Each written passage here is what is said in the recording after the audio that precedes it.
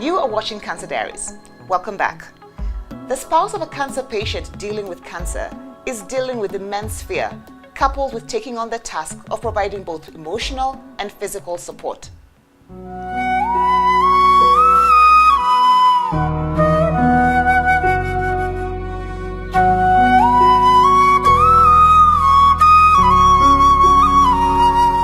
I asked my husband to accompany me because my daughter was not there to accompany me to the hospital that day. He accompanied me, but little did I know that the person I was carrying along with me was now more, he didn't have the courage.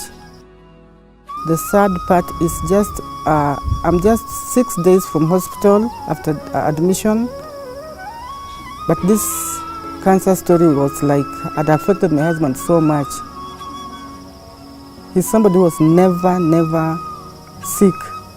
He's an athletic person. But one night he just dropped, and that was the end.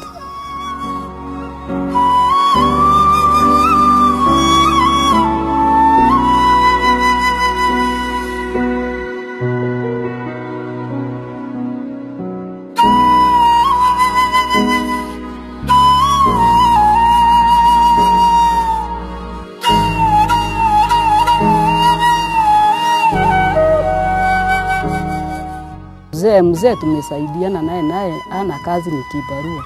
Mzee amenisaidia kabisa bila ataweza. Tumeendelea naye vizuri, hata saa hii nimetoka hospitali akaninunulia matunda hivi akipata pesa. Caring for a person with cancer may seem complex and too much to cope with at first, depending on the patient's needs. Families can be affected both emotionally and physically.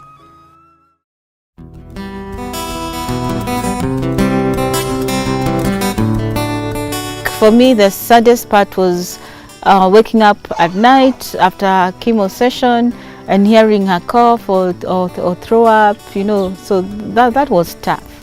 That was tough because the effect that it had, because now I'm the one who's, most of my siblings are married and they've moved out. So I'm the one who would hear that coughing at night and, have to go and check on her, see how she is. There's something we call caregivers fatigue. And people mean well at the beginning, oh, dad has cancer, or mom has cancer, or my sister has cancer. We all crowd, we want to do something, I'll provide this, that, and the other, because my sister or my mom has cancer, we all rally around her, and then we figure out this cancer is not going away.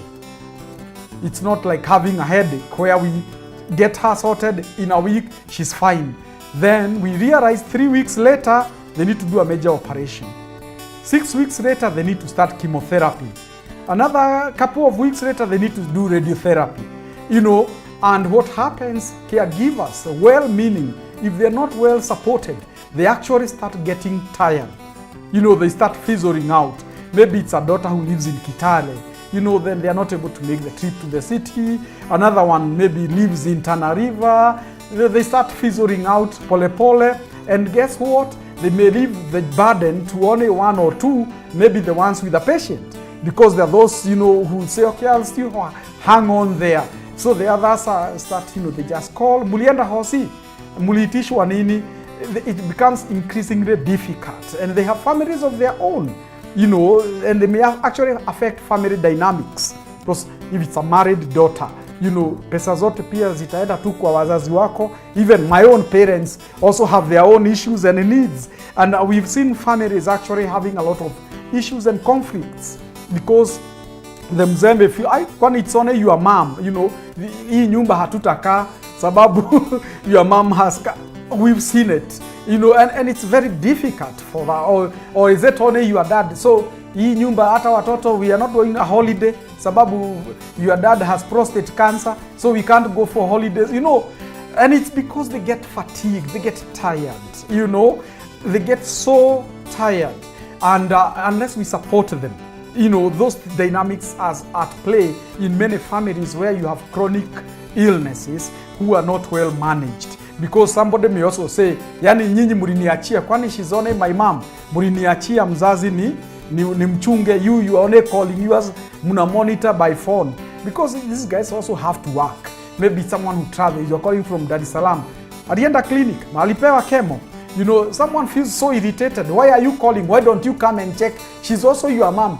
Why you fly back and see what's going on? They also have their lives.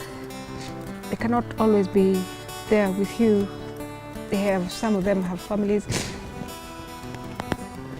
They have to take care of their kids. They have to take care of their jobs. I mean, I wish it would be different, you know, like, just like how we grew up, you know, like, you have your mother, you have your father, you have your brothers, sisters, siblings, just basically siblings around you. But it's just not happening. But I'm so grateful to my friends who always check up on me, you know, like they drop by the house. Sometimes they come get me, or they send a taxi. We go have meals in a restaurant. Cancer patients without a supportive network of friends and family struggle to manage their treatment and recovery than those who aren't lonely. We have borrowed and borrowed and borrowed until we can't borrow anymore. You're even scared of calling someone. Probably you just want to say hello and tell them how you're doing, but to them, they think you just want to borrow from them. So they end up not picking up your call. So you find the person calling us back and saying, oh, you know, I was driving, or I was busy, I wasn't near my phone, but you know, all those excuses, and you go like, okay, fine, it's all right, it's okay, we're fine, we just wanted to check on you. Why don't you drop in and let's have a cup of coffee or something like that. Of course, we would love to meet them at restaurants, but we can't afford. Every single coin counts, you know. Apart from the fact that family resources are all start going towards the disease, emotions also go towards the disease. Their lives almost come to a standstill, literally, because I mean, if I travel, my job involves travel, I have to plan my travel around my relatives, my mom or my dad or my wife's sickness, her clinic, her chemo. I can't travel because she's going for chemo, meaning I can't make money. You know, I can't open my shop on that day if I run a hardware. Even if I do mkokoteni, you know, let's get down to the street. Even if mimi msewa mkokoteni, hiyo siku labda sitaenda kwa mkokoteni, manake tunampeleka Madhe Kenyatta. Hiyo siku I didn't earn, you know, not only for her but even for my own children. Maybe I have small little children. You know, that's when you see kids even dropping out of school. Being a family caregiver is challenging, but it can also be rewarding. One of the things that I did, or I was very happy to do, was after she started her chemo sessions, the things I was happy to do, the things I was not happy to do. One of the things I was happy to do was, oh, she said, oh, now my hair started falling off. I was like, oh, your hair is falling off. Okay, mine is, I'm cutting my hair, so your hair is falling off and I've cut mine. So what's the deal? let's all be same. And since then I chopped up, we had really long hair, and you can see from the photos. And so I chopped my hair as part of, you know, support to her, and that worked out because now I don't have to go to the salon anymore and spend so much money. So that was good. For my family, it's thumbs up, the Kariuki's family. You are the best that I could ever ask for. All of them. To my daughter, Wamboi, she stood firm and she kept praying and telling people, I know my mom.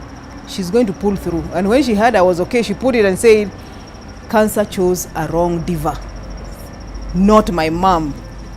And I'm saying hugs, hugs, hugs to my daughter. Yes. I'm so happy. Support. Now that's a big word.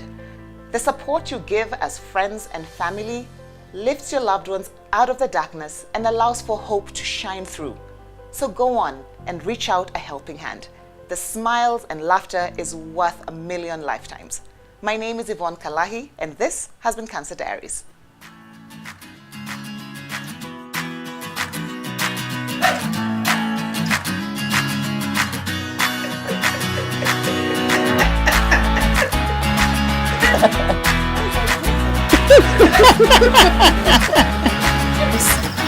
Eh?